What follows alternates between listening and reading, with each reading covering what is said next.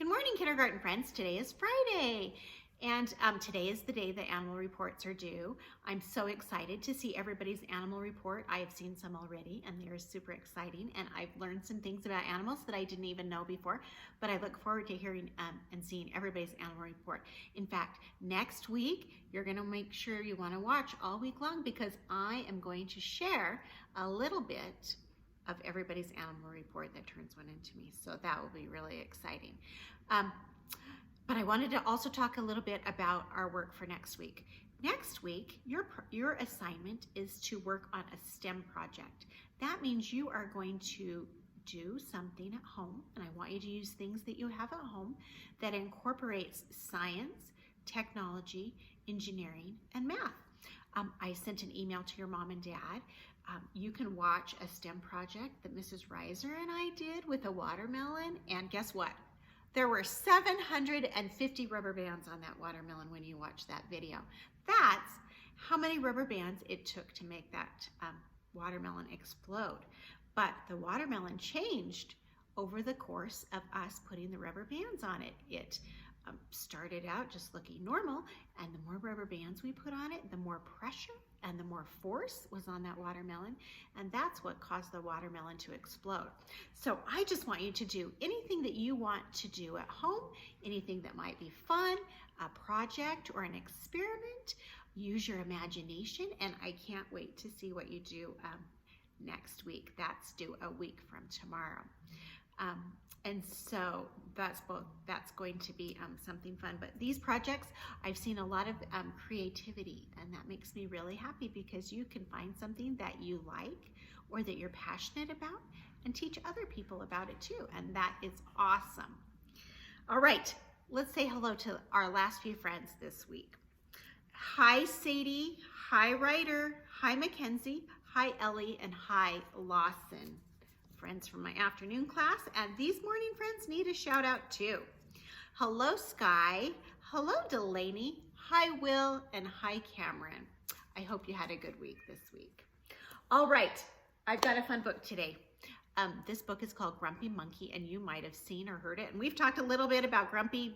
We had a story about being grumpy earlier in the week, but I wanted to share this story because it has some really fun cartoon-like animation of animals. And since you've all been working on your animal report, I thought it might be fun to see some of this.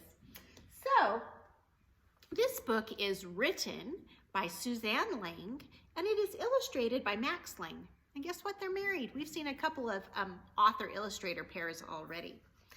And it's a super funny book. I think you're gonna like it. One wonderful day, Chimpanzee woke to discover that nothing was right. The sun was too bright, the sky was too blue, and the bananas were too sweet.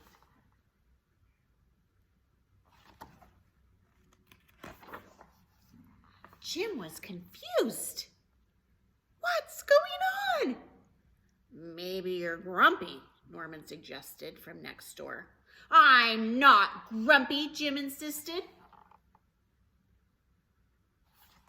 He looks pretty grumpy. Can you see his eyes? He's got grumpy eyes right there.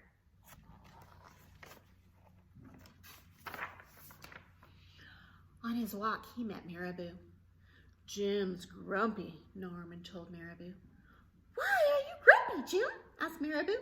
It's such a wonderful day. Grumpy? Me? I'm not grumpy, said Jim. But just look how you're standing, Marabou said.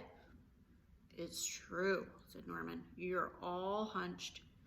So Jim loosened up. Then he ran into Lemur. Jim's grumpy, Norman told Lemur. Why would you be grumpy, Jim? Asked Lemur. It's such a wonderful day. Grumpy? Me? I am not grumpy, said Jim. Your eyebrows look grumpy, said Lemur. It's true, said Norman. They're all bunched up.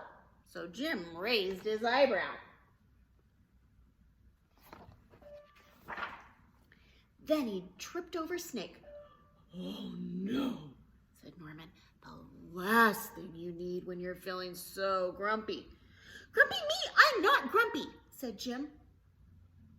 Then why that frown, said Snake. I think it's because I tripped over you. So Jim put on a smile.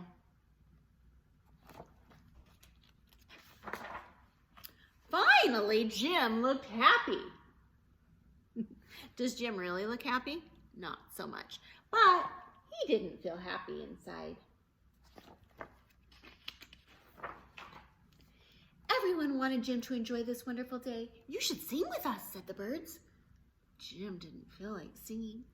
You should swing with us, said the monkeys. Jim didn't feel like swinging.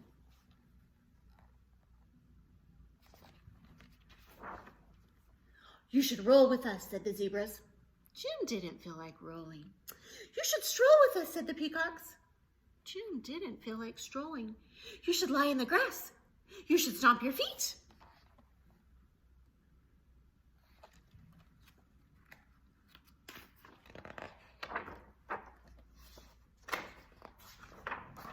You should take a bath and make a splash. You should hug someone. You should laugh. You should take a nap. You should eat old meat. You should, or some honey. You should jump up and down. You should sit in the sun.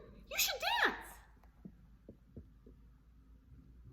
Everyone has an idea about what Jim should do to make himself happy. But Jim didn't feel like doing any of that.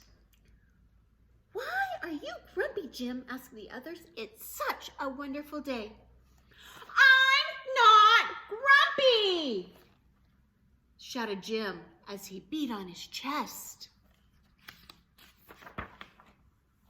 And he stormed off.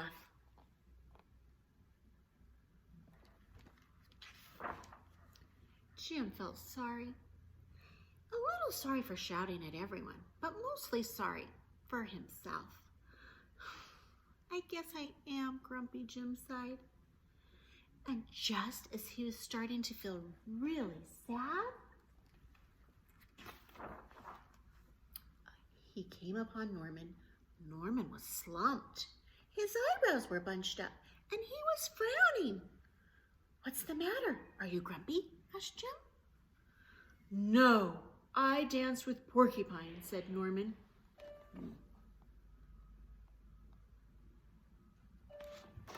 Now Norman's feeling a little grumpy too. Are you okay? Asked Jim. It hurts, but I'll feel better soon enough, said Norman. Are you still grumpy? Yes, said Jim, but I'll probably feel better soon enough too. For now, I just need to be grumpy. It's a wonderful day to be grumpy, said Norman. Jim agreed. And he already felt a little bit better. Do you ever feel a little bit grumpy sometimes? Sometimes you just have to be grumpy for a minute before you can be happy. But hopefully you'll be happy this weekend and have a good weekend. And I will see you on Monday for another story. Bye-bye.